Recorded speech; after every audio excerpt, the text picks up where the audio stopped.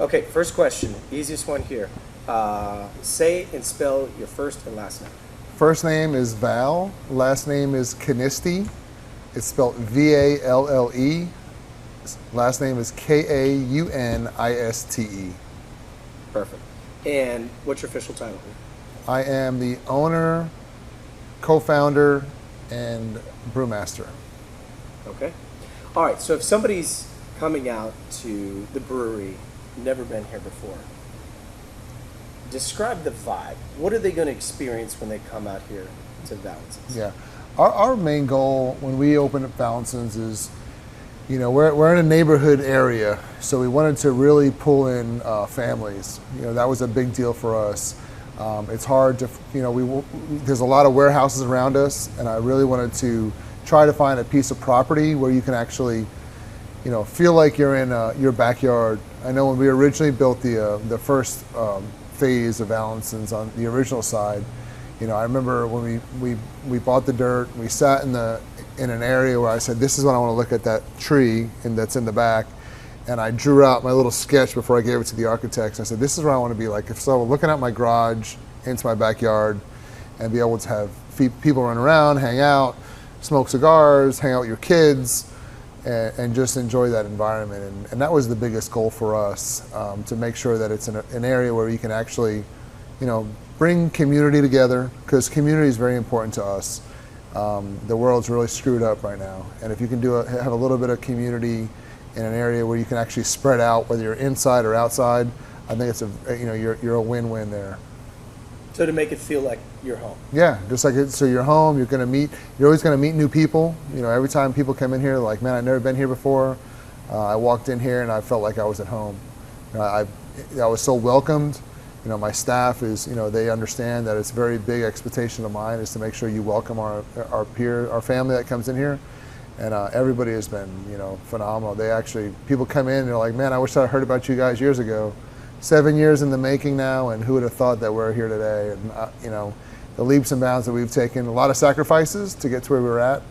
We did a pretty big expansion here because we saw the pendulum swing really big when we had the smaller side, but it was important for us to open up some space, continue, utilize the space that wasn't really being used on the property, and then open it up for the back. And it's been going very well. We're real lucky.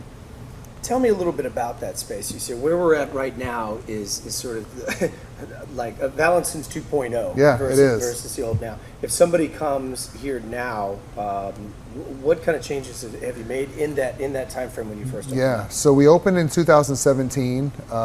2017, we opened up in a 2,000 square foot brewery and tap room and a 1,000 square foot patio. That was like open. Somebody's home, wasn't it? It was like a small garage.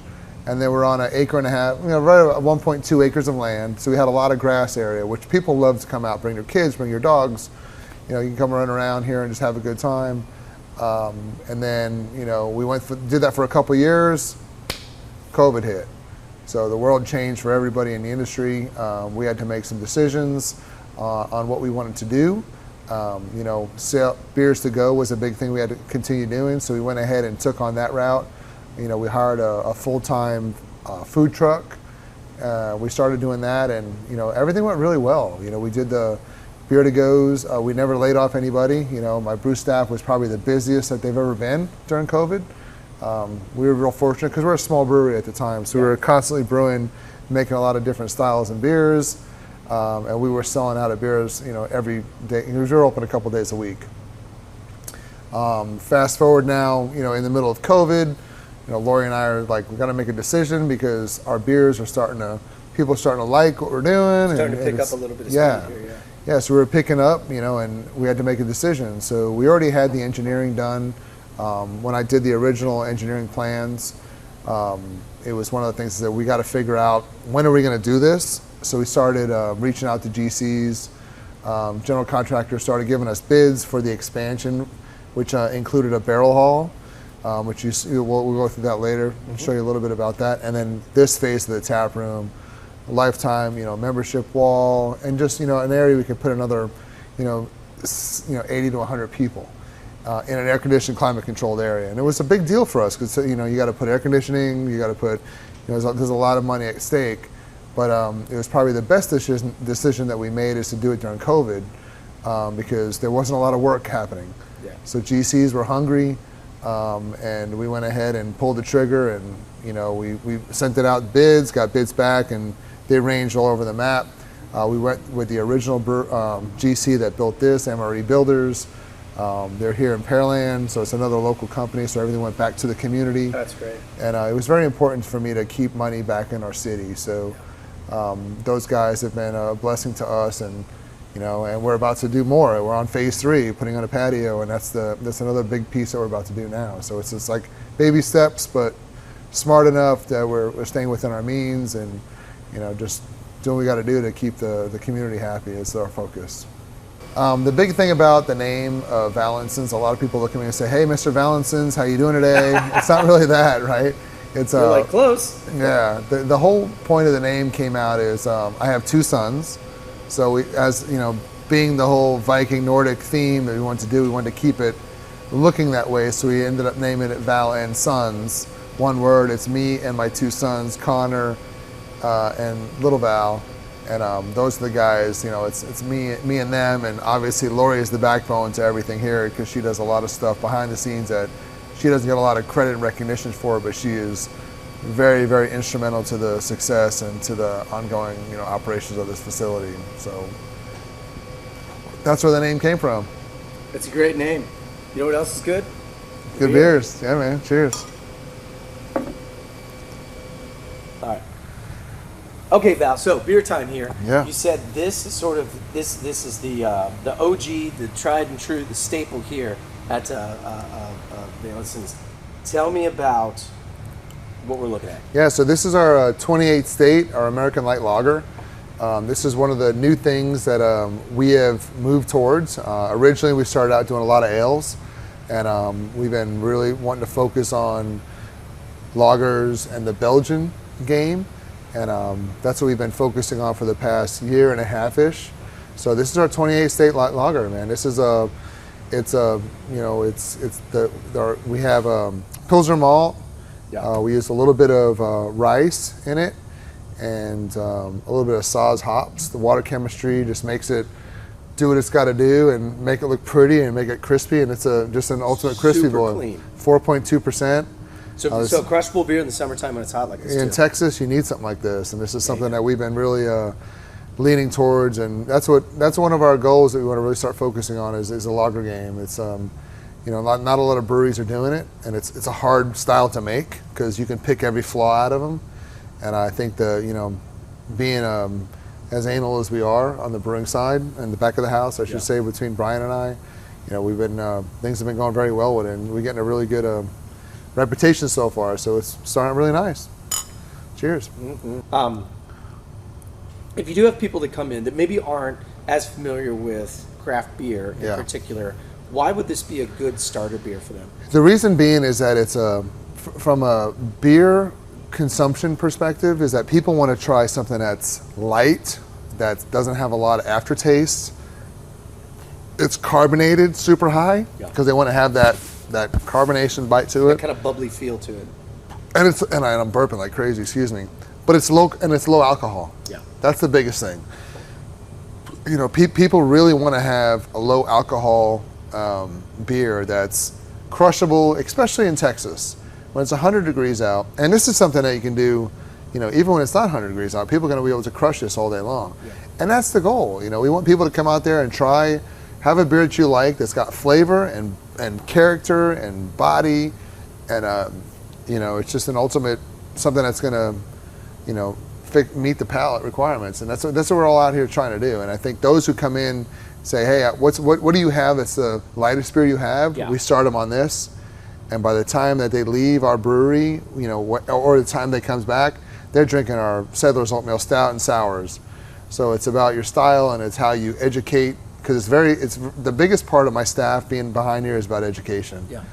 We want them to be able to educate folks about what beers are, what's the styles that are out there, if you don't like this, don't try it because it's going to wreck you. Right. If you don't like IPAs, tell me why you don't like IPAs. Can I educate you on why Yeah. We make our IPAs different than other breweries do. Or tell me, what do you like as a flavor Right. profile? Let me find something on the tap log Right. for that. Yeah, and there's people that do that all the time. They're like, Sure. well, I try IPAs, and they just ruin my palate. And I was like, well, maybe they're not making IPAs correctly. Right. So let me educate you why. And this is the taste. And I'll go through. I've done it. I try to do it every weekend to a group. And if I'm here, and it's important. I think that's very important. It's educating our community about who wants to learn about craft beer. And this is the gateway drug getting into the craft brewing industry. That's all I have to say. Yeah.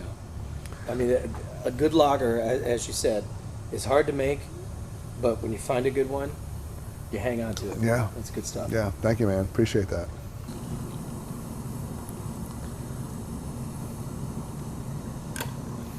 Okay, so moved on. What are we looking at here, Val?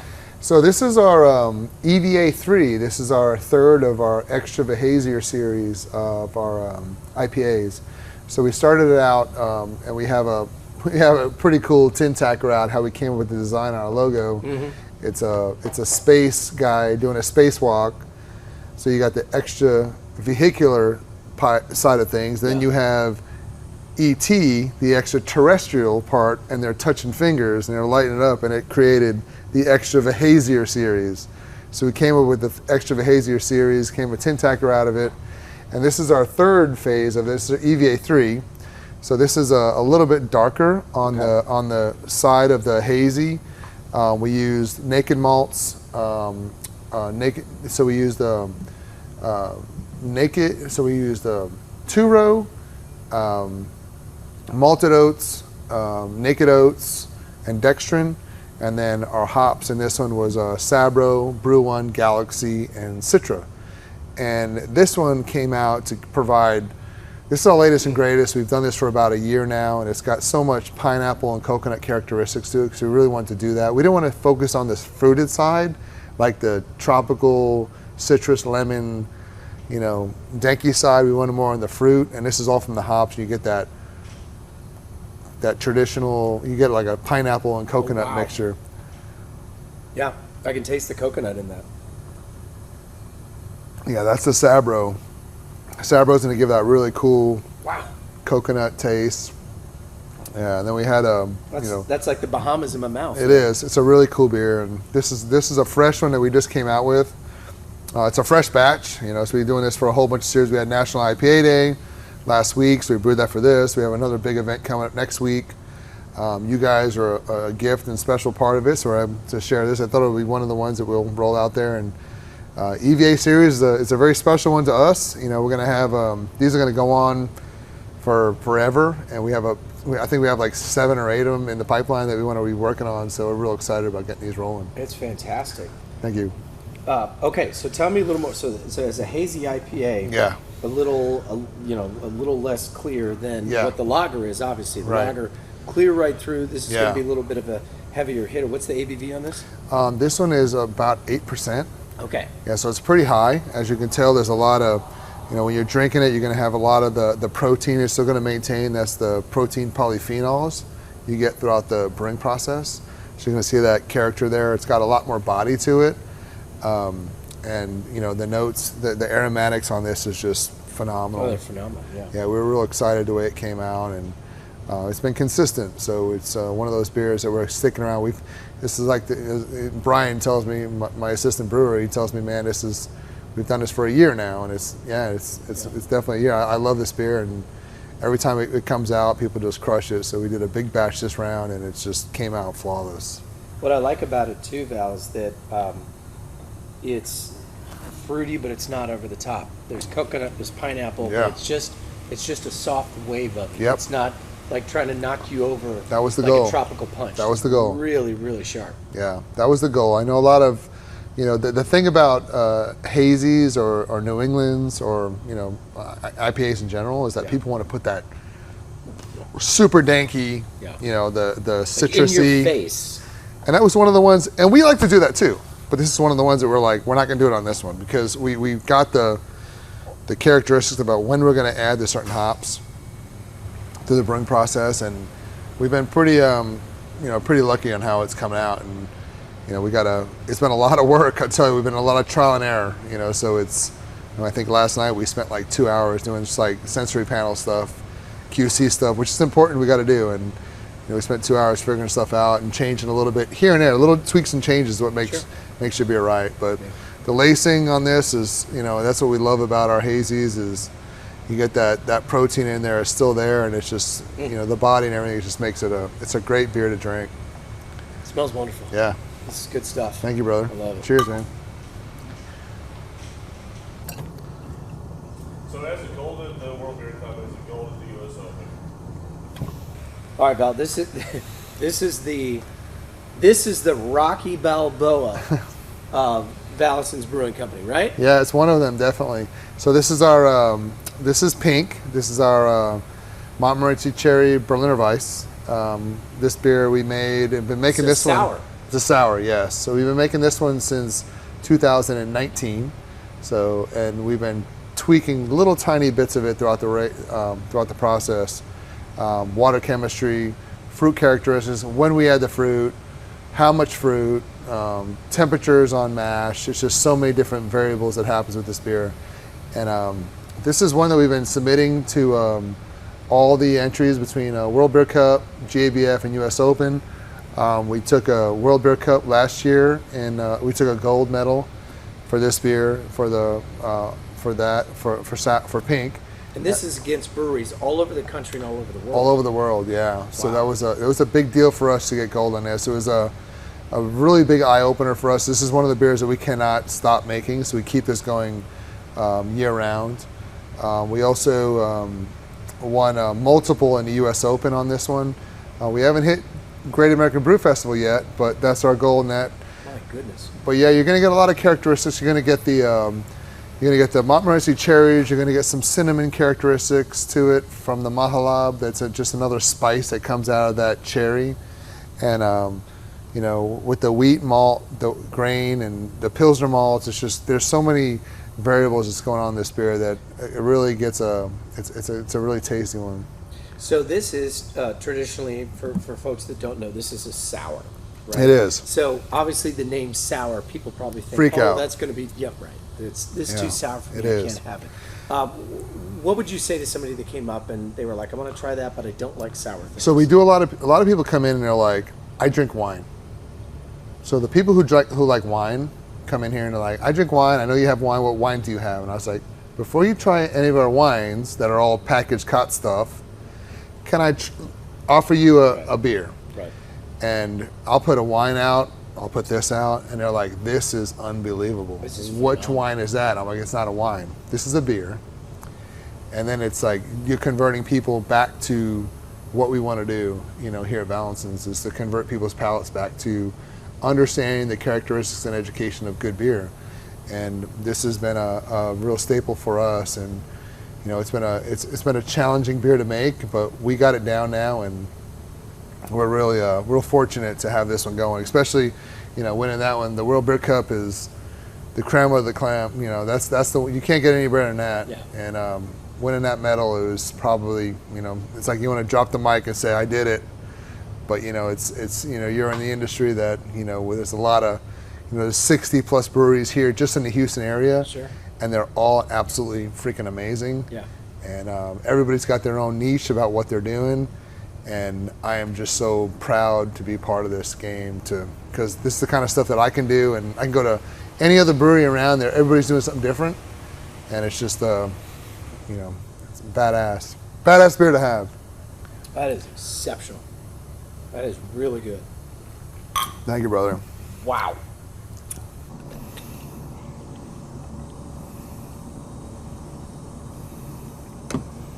Yeah. All right. I'll talk a lot about that. All right, so Val, this is the OG of OGs of OGs here at Vallensons, right? Yes. Tell me about this stout. This is phenomenal looking. Yeah, so this is our Settlers Oatmeal Stout. We've been brewing this one. Actually, I started brewing this one probably, it's the first beer that I ever brewed. You've been brewing for decades. 25 years-ish. Wow. So it's the first one I entered. I started doing a lot of homebrew competitions, winning medals on that. It was kind of cool. I was like, we're doing well, I'm home brewing, and I couldn't hit shit on nothing else, but this beer was always coming out on top. And so when I opened the brewery, you know, Lori and I decided what are we going to make, what beers, and this is definitely one that we had to start out with. And we went ahead and started out first thing in 2017, started doing this. And this beer has just got so much going on in it. We use a really cool base malt as our Maris Otter malt. We do a lot of crystal malts and roasted characteristic malts and chocolate malts and, you know, a couple different varieties of yeasts in it with a East Kent Golden hops, just because it's very noble. And, you know, the water chemistry, if I tell you, I'd have to kill you, because that's the most important part of it. Because, you know, I learned about this beer when I was in England, in Swindon, England, and I actually got the water chemistry profile from Swindon on their, you know, what's coming into their fjords, what's the water they're getting into their taps, and I understand that. And then I worked it back into the chemistry, and I brought it back here to California at the time, and then I came back to Houston and started really playing with RO water and then replicating back to try to get match these water chemistries. So we're talking about international secrets, right? Yes, yeah. And it's like James Bond stuff, right? It's fun stuff, yeah. I guess you could say that. But it was one of those things that we came out with, and, you know, we started making this beer, and, you know, we opened in 17, and, you know, me and my family decided let's go ahead and put our first beer out in our first competition in U.S. Open. I think it was U.S. Open in 2019, and we hit 4 medals.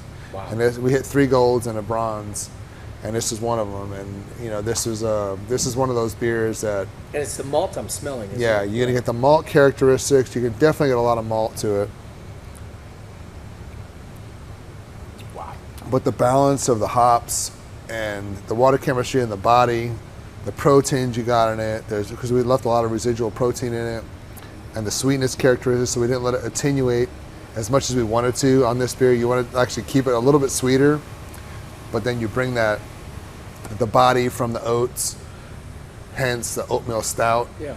So, and it's just, people just go crazy over this. And this is one of the beers that when we opened up in 17, I said, I want to have this beer on tap year round.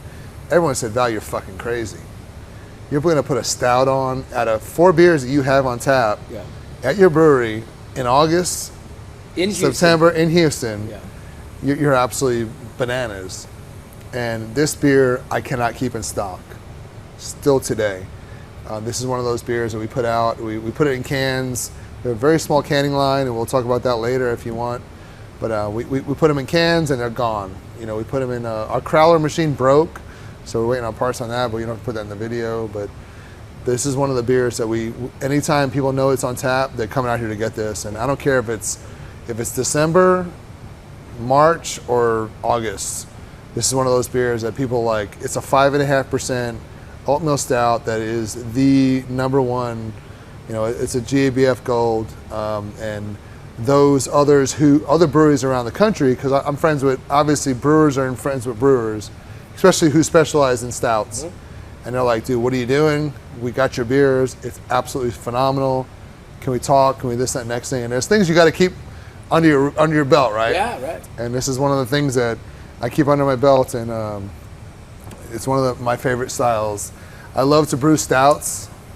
It's one of my first thing I started out with, but going from stouts to ales to sours, and now to lagers is the biggest challenge, and I think it's a cool thing to be able to do that, and as a brewmaster to be able to say, I want you to pick flaws out of my beer, because that's the part of making good beer. It's going to make you better. Yeah, I didn't get to where we're at for all the good things that people told us.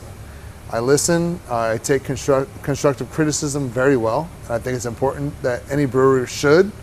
A lot don't, but and I emphasize that you do not get to where you're at today and win medals for all the good things that people tell you. It's about all the bad things that people tell you and how you adjust to that. Right. So it's important. Make the changes. Yeah. Cheers, man. This is I'm honored to be able to have this one with you, man, because this is a badass beer. Woo! That's good. It's been a great thing for us to be able to, continue to grow and to be able to provide to the community, and that's the biggest piece is, I keep saying the sense of community is huge for us because, there's a lot of stuff going on in this world that I think is not good for anybody. I don't care what you're thinking and what your mindsets are, but being able to, get people together, and you see every kind of culture here. I refer to Vallensons as the melting pot. You can come here on any Friday, Saturday, Sunday night, and you'll see every ethnicity. You'll see every kind of group of people coming out, and everyone's getting along, and that's what's important to me. So I want to keep doing that. Cheers to success. Cheers, man. Thank you, brother. You bet.